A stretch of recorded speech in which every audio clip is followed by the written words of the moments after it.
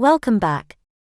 In this session, we will give you a brief introduction on how to quantify the collection rate of municipal solid waste, according to the Waste-Wise Cities tool, a step-by-step guide for the SCG 1161 indicator, published by UN Habitat. After this session, you should be able to calculate the collection rate, quantify the fraction of MSW recovered, and the fraction that is disposed in disposal facilities, estimate the amount of residues from recovery facilities, and the amount of recyclables recovered from disposal facilities. As you can see, what we are learning in this session covers Step 4 and Step 5 of the Waste-Wise Cities tool.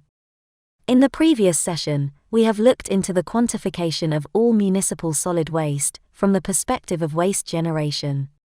Now we want to focus on waste collection, and see how much of the waste generated is actually collected. We can do this best by measuring how much of the waste collected is brought to its final destination. This could be recovery facilities or disposal facilities. Let's see what data points we need in order to calculate the waste collection rate.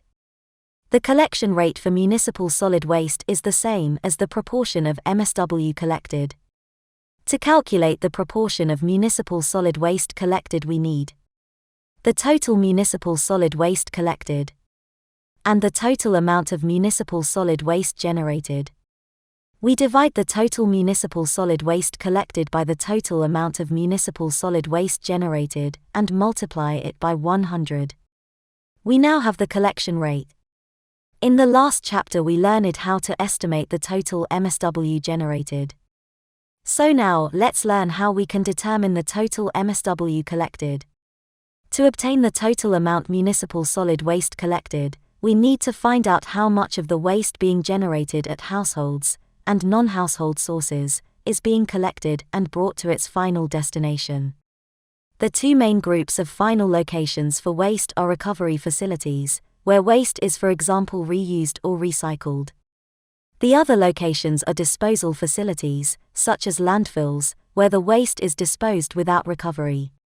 Thus, to estimate the amount of municipal solid waste collected, we need to first establish the quantity of waste managed in a recovery facility, which gives the data point municipal solid waste received by recovery facilities.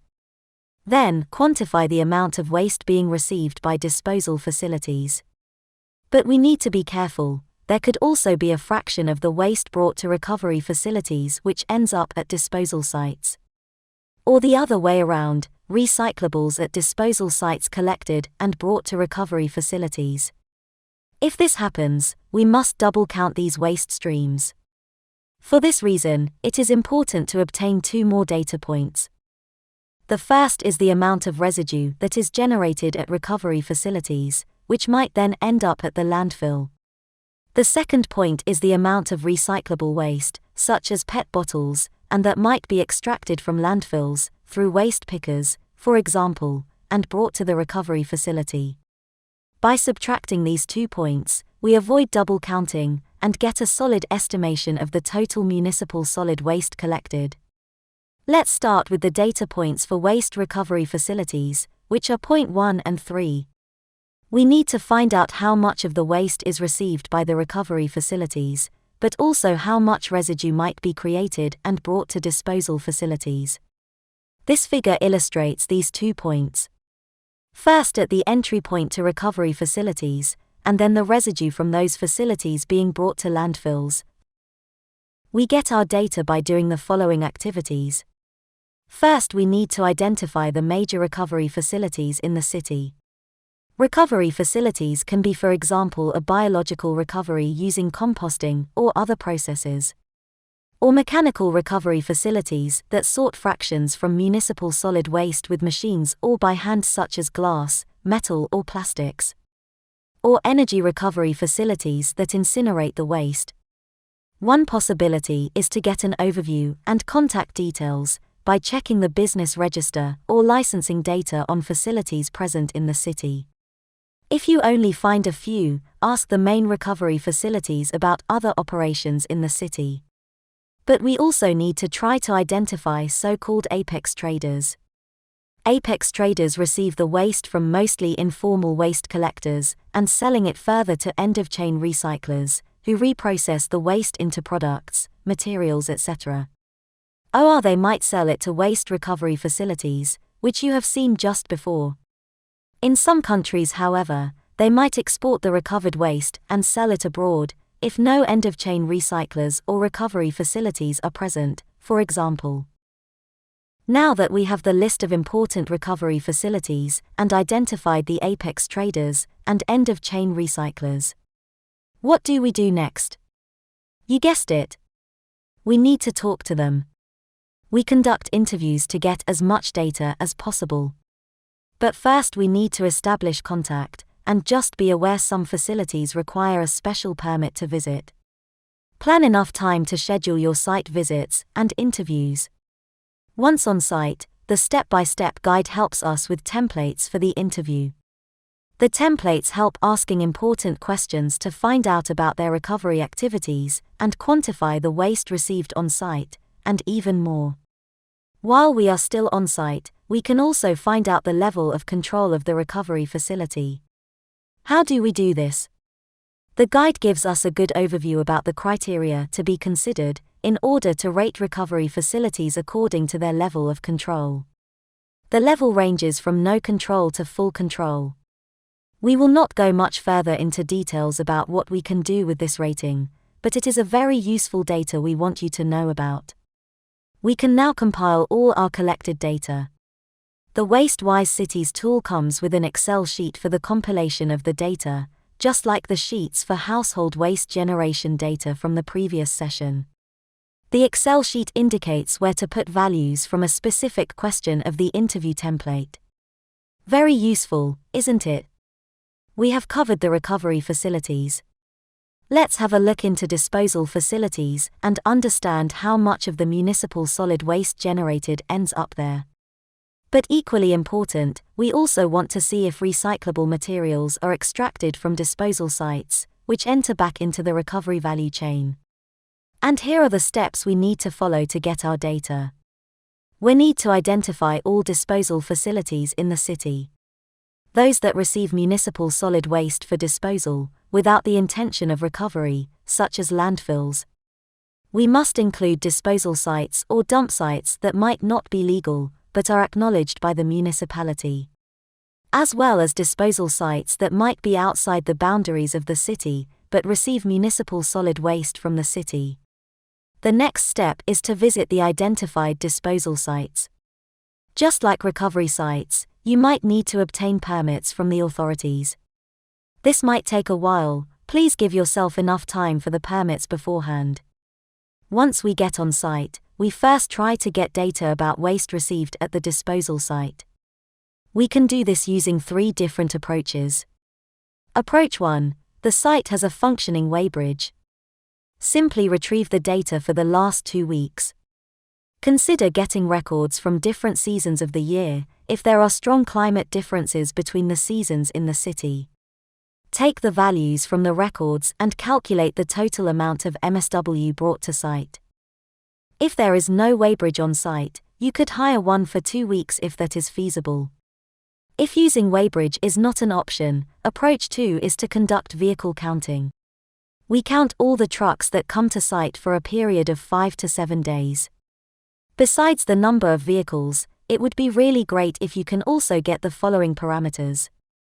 The maximum capacity of the trucks are in cubic meters, and the load are in percents filled. Maybe the landfill operator or truck conductor can help. By counting the number of trucks, knowing the capacity of the trucks, and its loading, we can calculate the daily load of waste brought to the disposal facility. However, the load is expressed in volume, cubic meters. In order to convert it into mass, meaning tons per day, we can do a quick waste density measurement. Fill a bucket of known volume with waste from the trucks and measure the weight. This way, you get the weight over volume, or the density of the waste. Using the waste density, we can convert the volume into weight. The last approach is to interview the operator. Use this approach if you can't get access to the disposal sites, for example. Ask the operator about the data from Approach 1, any weighbridge data, or Approach 2, any data on the vehicles delivering waste. If waste pickers are present on site, we need to interview them. We need to find out how much they collect and sell weekly or monthly, as well as how many waste pickers are at the disposal facility. With these two values, we can estimate the total amount of recyclable municipal solid waste collected on site and going back into the recovery value chain. We are almost done with our assessment of municipal solid waste received by disposal facilities. The two remaining steps are evaluating the level of control of the disposal facilities. Similarly to the recovery facilities, the guide offers a table to do the rating. And last but not least, we need to compile the collected information. As you can see, the WasteWise reporting Excel file helps us again with a spreadsheet we just need to fill in with our collected data. It will help conducting the assessment and calculate the total amount of waste received by disposal facilities, including the amount recyclables extracted from the site. Congratulations! Now we have all data to calculate the total municipal solid waste collected. With the total amount of municipal solid waste received at recovery facilities and disposal facilities, subtracting the amount of residue produced at recovery facilities and recyclables extracted from disposal facilities, we can estimate the total municipal solid waste collected. And finally, by dividing it with the total MSW generated, we can calculate the collection rate, which is the proportion of municipal solid waste collected. You might remember that we also introduced the idea of rating the level of control for recovery facilities and disposal sites. These ratings are important if we want to establish a sub-indicator of the SCG 1161, which is called proportion of municipal solid waste managed in controlled facilities.